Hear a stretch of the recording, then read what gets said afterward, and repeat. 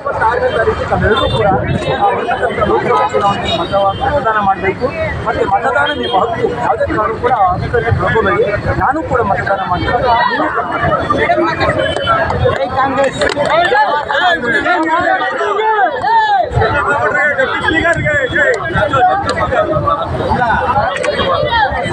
ಮನುಷ್ಯರಿಗೆ ಎಷ್ಟು ವ್ಯಾಲ್ಯೂ ಇರುತ್ತೋ ಆ ಓಟಿಗೂ ಕೂಡ ಅಷ್ಟೇ ವ್ಯಾಲ್ಯೂ ಇರುತ್ತೆ.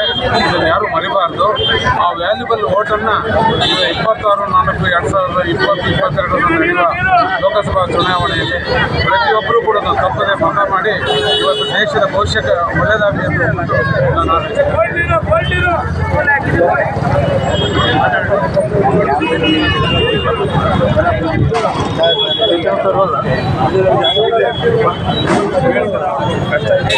ನನ್ನ ಮತ ನನ್ನ ಪ್ರಜಾಪ್ರಭುತ್ವ ಅಡಿಯಲ್ಲಿ 15 ವರ್ಷದ ಪ್ರತಿಯೊಬ್ಬ ನಾಗರಿಕರು ಕೂಡ ಮತದಾನ ಮಾಡುವ ಅವಶ್ಯಕತೆ ಎಲ್ಲ ನಮ್ಮ ಕರ್ತವ್ಯ. ಏನು